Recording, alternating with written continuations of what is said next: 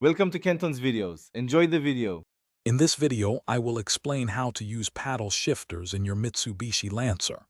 These shifters allow you to manually control your vehicle's gears, offering a more engaging and responsive driving experience.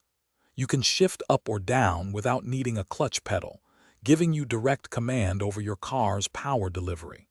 It's a fantastic way to feel more connected to the road and enhance your driving enjoyment. To upshift, simply pull the paddle located on the right side of your steering wheel. You'll want to do this as your engine RPMs climb, typically before the engine sounds strained.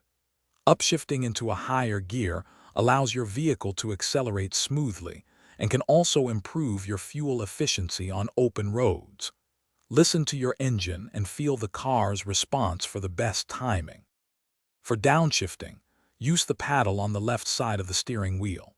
This is particularly useful when approaching corners, going downhill, or needing a quick burst of power for overtaking.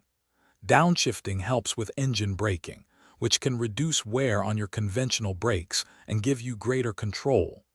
Aim to downshift smoothly to avoid jarring the vehicle or over-revving the engine. To truly master your Lancer's paddle shifters, practice is key. Start in a safe, open area to get a feel for the timing and response. Pay close attention to your engine's sound and feel.